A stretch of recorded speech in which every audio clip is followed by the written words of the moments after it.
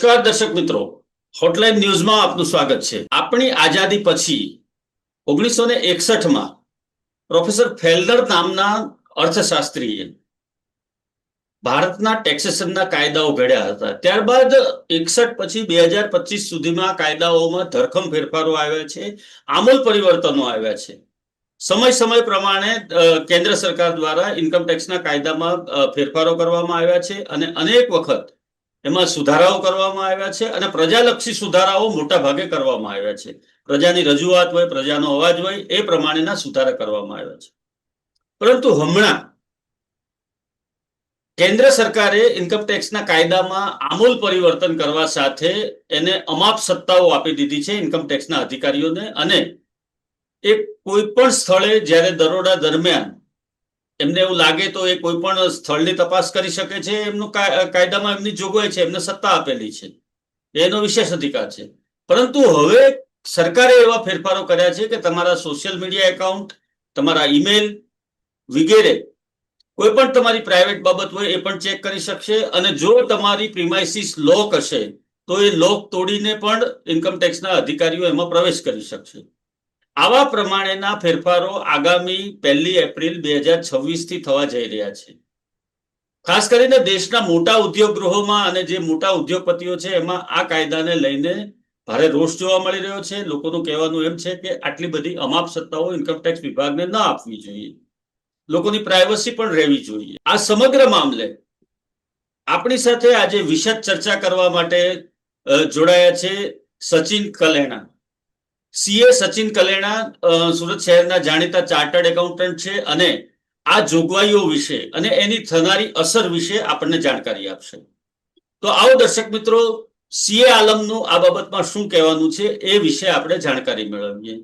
નમસ્કાર સચિનભાઈ, સ્વાગત છે આપનું હોટલાઇન ન્યૂઝમાં. થેન્ક યુ કિરીટભાઈ. જી સચિનભાઈ, આ કેન્દ્ર સરકાર દ્વારા ઇન્કમ ટેક્સની જે આ જોગવાઈઓ છે એમાં ફેરફાર કરવામાં આવવાના છે, તો એની સામાન્ય કરદાતાઓથી લઈને મોટા ઉદ્યોગ ગૃહો ઉપર શું અસર પડશે? હવે ઇન્કમ ટેક્સ એક્ટ મુજબ જ્યારે કેન્દ્ર સરકારને જરૂર જણાય ત્યારે વર્તમાન પરિસ્થિતિ અને પ્રવાહોને ધ્યાનમાં રાખીને એમાં કેટલાક ચેન્જીસ એટલે કે અમેન્ડમેન્ટ કરવામાં આવતા હોય છે. પરંતુ છેલ્લે જ્યારે ઇન્કમ ટેક્સ 2025 બિલ રજૂ કરવામાં આવ્યું છે ત્યારે એમાં એવા ધરખમ ફેરફારો કરવામાં આવ્યા છે જેના કારણે નાનામાં નાના કરદાતાથી લઈ અને મોટામાં મોટા ઉદ્યોગપતિ સુધી તેની અસર જોવા મળી શકે છે. કારણ કે અત્યાર સુધી જે બી ઇન્કમ ટેક્સમાં પરિવર્તનો થયા છે, અમેન્ડમેન્ટ થયા છે, સુધારા થયા છે, તે સમાજના અથવા તો જે કરદાતાઓ છે એના લાભને ધ્યાનમાં રાખીને થયા હોય છે.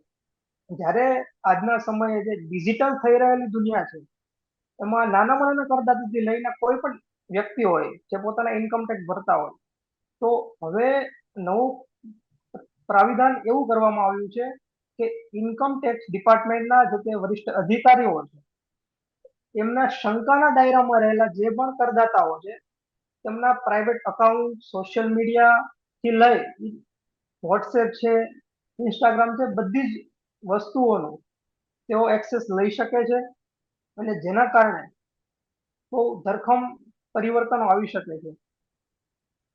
ખાસ કરીને સચિનભાઈ, આ જે સોશિયલ મીડિયા વાળી વાત છે એને કારણે, અને એમાં બીજી એક જોગવાઈ એ પણ છે કે તમારી વોટ્સએપ ચેટ પણ એ લોકો ક્રેક કરી શકશે અને વોટ્સએપ ચેટ પણ એ લોકો વાંચી શકશે.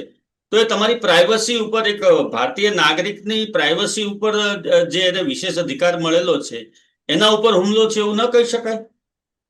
હા, એવું જ એક તરફ એવું જ કહી શકાય કે જે પ્રાઇવસી છે વ્યક્તિની, જે બંધારણમાં આપવામાં આવેલી છે રાઇટ ટુ પ્રાઇવસી, તેના પર સીધી તરફ જ કહી શકાય. કારણ કે એક્ટમાં જે વર્ચ્યુઅલ ડિજિટલ સ્પેસની જે ડેફિનેશન આપવામાં આવેલી છે એને ખૂબ વ્યાપક કરવામાં આવેલી છે, જેના કારણે અધિકારીઓને તો સત્તા મળશે, નો ડાઉટ, અધિકારીઓને આ બાબતે સત્તા મળશે, પણ સામાન્ય જનતા છે કે જેને આ સત્તા એક પ્રકારે ખરાબ લાગી શકે છે. કારણ કે વોટ્સએપ છે, ઇન્સ્ટાગ્રામ છે, આ બધા જ માધ્યમો, સોશિયલ મીડિયાના માધ્યમો અથવા તો ક્રિપ્ટોગ્રાફી કે જે પણ માધ્યમો છે કે જે ઇન્કમ ટેક્સ એનામાં પોતાની નજર રાખી શકશે અને પ્રાઇવસી ઉપર એક ખરાબ ગણી શકાય. જી હા, ખાસ કરીને જે લોકો ક્રિપ્ટોકરન્સીમાંથી કમાણી કરે છે અને એ 2 નંબરની કમાણી છુપાવે છે, તો એ વિગતો પણ સરકારના ધ્યાન પર આવશે, વિભાગના ધ્યાન પર આવશે, એટલે એને કારણે પણ બીજા વધારે કોમ્પ્લિકેશન થઈ શકે છે. અને ખાસ કરીને જ્યારે અત્યારની આ દુનિયામાં, ડિજિટલ દુનિયાની અંદર લોકો બધા પોતાના તમામ ડેટાઓ આંગળીના ટેરવા ઉપર રાખવા માંગતા હોય છે. એક તરફ ગવર્મેન્ટ તમને એવું પણ કહે છે કે તમે ડીજી લોકરમાં તમારી બધા ડેટા રાખી શકો છો, એ વેલિડ છે, ડીજી લોકર તમે રાખો. એક તરફ ડીજી લોકર બનાવડાવે છે લોકો પાસે સરકાર, અને બીજી તરફ એને ક્રેક કરવા માટેનો એ અબાધિત અધિકાર છે એવું એસ્ટાબ્લિશ કરવા માંગે છે. તો આના કારણે ભવિષ્યમાં જો આવી શકે તો કેવા પ્રકારની સમસ્યાઓ આવી શકે લોકોની સામે? સમસ્યામાં જો આપણે કહીએ તો અત્યારે કેવું છે કે જે ડેટા ઘણા ડેટા એવા છે કે જે ઇન્કમ ટેક્સની સાઇટ પર અત્યારે પ્રી ફિલ્ડ આવે છે. એટલે દાખલા તરીકે કે તમે કોઈ શેરમાં અથવા તો આઈપીઓમાં ઇન્વેસ્ટમેન્ટ કરેલું છે, બેંકમાં તમને વ્યાજ મળે છે, તો આ બધા જ ડેટા ઇન્કમ ટેક્સની સાઇટ પર અત્યારે પ્રી ફિલ્ડ આવે છે. ઇન્કમ ટેક્સને જાણ છે કે આ તમે ટ્રાન્ઝેક્શન કરો છો. કદાચ એના જાણ બહાર તમે કરતા હોય અથવા તો એનું તમે રિટર્ન ભરો છો ત્યારે તેમાં ડિટેલ ન નાખતા હોય, તેમ છતાં ડિપાર્ટમેન્ટ પાસે ડિટેલ છે. એટલે એક વ્યાપક સ્તરે એમને એક્સેસ મળશે. ઈમેલ આઈડી છે, તમારું ટ્રેડિંગ એકાઉન્ટ છે, ઓનલાઈન પ્લેટફોર્મ છે, ક્રિપ્ટો છે, આ દરેક જગ્યાએ તેઓ એક્સેસ કરી શકશે અને પ્રાઇવસીમાં એ લોકો ડેટા તેમાંથી કાઢી શકશે. એના કારણે કરદાતાઓને એક પ્રાઇવસી ઉપર આપણે કહી શકીએ કે એની પ્રાઇવસી જેવું કઈ હવે રહેશે જ નહીં. કદાચ એપ્રિલ 2025 થી જોવા જઈએ છીએ પ્રમાણે 2026 થી આ જે પ્રમાણેના સુધારા આવી રહ્યા છે એની આ 2026. વાત છે આપણે. હા, અને બિલકુલ. ખાસ કરીને સચિનભાઈ, બીજી એક વસ્તુ એ પણ છે કે જ્યારે આટલા મોટા દેશની અંદર એક તરફ તો આપણા કરદાતાઓ ખૂબ ઓછા છે, પાન કાર્ડ નંબર ધરાવતા કરદાતાઓ ખૂબ ઓછી સંખ્યામાં છે, અને ઓછી સંખ્યામાં જે લોકો કર ભરે છે, હું તો એમ કહીશ કે કદાચ ઇન્કમ ટેક્સ ભરનારા સૌથી ઈમાનદાર જો કોઈ લોકો હોય તો એ પગારદાર કર્મચારીઓ છે, ગવર્મેન્ટના હોય કે પ્રાઇવેટ સેક્ટરના હોય. પગારદાર કર્મચારી કશું જ છુપાવી નથી શકતો. પરંતુ જે લોકો વેપાર ઉદ્યોગ કરે છે, જે લોકો જીએસટી ભરે છે, જે લોકો રજીસ્ટર થયેલા છે વેપારી આવા પેલા તરીકે, એક ઉદ્યોગ ગૃહ તરીકે રજીસ્ટર થયેલા છે, તો એ લોકોની કશે ને કશે જે ચોરી હશે અથવા તો જે કોઈ ડેટા એ લોકો સરકારથી છુપાવતા હશે તો એ પણ ક્રેક કરી અને વિભાગ એ ડેટા મેળવી શકે. અને આવા સંજોગોની અંદર આમાંથી બચવા માટેના એક સીએ તરીકે તમે શું ઉપાય બતાવી શકો? હવે આમાંથી જો એક તરફ તો આપણે જોઈએ તો આપણે જે રિટર્ન ભરીએ છીએ, ટેક્સ ભરીએ છીએ, તે દેશને ચલાવવા માટે, દેશની અર્થવ્યવસ્થાને મજબૂત કરવા માટેનું એક આયામ કહી શકાય. પણ જ્યારે નાના કરદાતાઓ તો જેન્યુઅલ રીતે જ્યારે ટેક્સ ભરે છે, તે કોઈ વસ્તુ છુપાવતા નથી, એમના માટે તો ઘણા બધા બેનિફિટ જ કહી શકાય. જો કે એમની કોઈ બાબત એવી નહીં હોય કે જે તેઓ રિટર્નમાં નહીં બતાવતા હોય, અને જો બતાવતા હશે તો તેઓ અધિકારીઓના સકંજાના દાયરામાં પણ આવી શકે છે. એટલે જે લોકો રિટર્ન ભરે છે પરંતુ યોગ્ય ડેટા નથી આપતા અથવા તો કરચોરી કરે છે, એમના માટે થોડીક મુશ્કેલીઓ થઈ શકે છે. અને એક તરફ આપણે જોઈએ તો સત્તામાં રહેલા અધિકારીઓને જે વ્યક્તિઓ ટેક્સની ચોરી કરે છે તેને સરળતાથી પકડવા માટે એક સારું પગલું કહી શકાય. આ એક પગલું સારું કહી શકાય, પરંતુ આ બધી જ બાબતોથી બચવા માટે એક તો સૌથી પહેલા તો લોકોએ એક ઈમાનદાર કરદાતા બનવું પડશે. એને છૂટ પણ જો સરકારે ઘણી બધી છૂટ આપી છે, જે 2.5 લાખની મર્યાદા હતી આવકની પગાર ધારકોને, એ લોકોને 12 લાખ સુધી લઈ ગયા છે. ગયા વર્ષે એ લોકોને 7.5 લાખ સુધી લઈ ગયા હતા, હવે 12 લાખ સુધી લઈ ગયા છે. લોકોની આવકો પણ વધી છે. એની સાથે સાથે સરકારની જીએસટી થી માંડી અને ઇન્કમ ટેક્સની માંડીને તમામ આવકોમાં પણ વધારો થયો છે. અને એક સીએ તરીકે તમે જુઓ તો તમે તમારી પાસેથી જે કોઈ રિટર્ન ફાઇલ કરાવનારા હોય તો એ લોકોની સાથે તમે કઈ રીતે ડીલ કરો છો? દાખલા તરીકે એ લોકો કોઈ આવક છુપાવવા માંગતા હોય કે એ રીતનું હોય તો ત્યારે તમારી સલાહ એ લોકોને શું રહે છે? સલાહમાં તો એવું છે, અત્યારે ડિજિટલ થઈ રહેલી દુનિયામાં બધા ટ્રાન્ઝેક્શનો ઓનલાઈન ડિપાર્ટમેન્ટ દ્વારા ટ્રેક કરવામાં આવે છે. એટલે છુપાવવાનો, કદાચ છુપાવી ક્લાયન્ટ કહે કે અમારે ટેક્સ ભરવો નથી, આ ટ્રાન્ઝેક્શન નથી બતાવવા, તો અમારી સલાહ એવી જ હોય છે કે આજ નહીં તો આવતીકાલે જ્યારે પણ ડિપાર્ટમેન્ટ અસેસમેન્ટ કરશે ત્યારે આ ડેટા સામે આવવાના જ છે. અને જ્યારે આવશે ત્યારે ઇન્ટરેસ્ટ અને પેનલ્ટી સાથે ભરવા કરતા અત્યારે જે પણ ડેટા છે, જે બી ટેક્સ અસેસમેન્ટ થાય છે, સેલ્ફ ટેક્સ અસેસમેન્ટ કરીને ટેક્સ ભરીએ છીએ, જે કરદાતાના લાભાર્થી જ છે. પણ કદાચ આ એક બિલ આવે 2026માં અને કદાચ આવા એવા ટ્રાન્ઝેક્શન હોય કે જે રિપોર્ટ નથી કર્યા કે ભવિષ્યમાં સામે આવવાના જ છે, એટલે અત્યારે તો કરદાતાઓને એ જ પ્રેફરેબલ છે કે જે બી ટ્રાન્ઝેક્શનો હોય એને વ્યવસ્થિત રીતે દર્શાવવામાં આવે અને એક્ટમાં દર્શાવેલા પ્રોવિઝન પ્રમાણે રિટર્ન ભરવામાં આવે. બરોબર છે. એટલે ખાસ કરીને હવે કરદાતાઓએ પણ આ બાબતમાં જાગૃત થવાનું છે અને કરદાતાઓએ બને ત્યાં સુધી ચોરી કરવાનો પ્રયત્ન નથી કરવાનો. એના માટેની આ બધી પ્રોવિઝન હોય. સરકાર જે એમ કહી શકાય કે ક્રાંતિની જે છેલ્લા સીનમાં જે તોપ આવે છે, શત્રુઘ્ન સિન્હા જે તોપ ફોડે છે, એમાં અનેક પ્રકારના કાણા હતા અને છેલ્લે શત્રુઘ્ન સિન્હા એની ઉપર બાથ ભીડી લે છે અને પછી એ તોપમાં બ્લાસ્ટ થાય છે.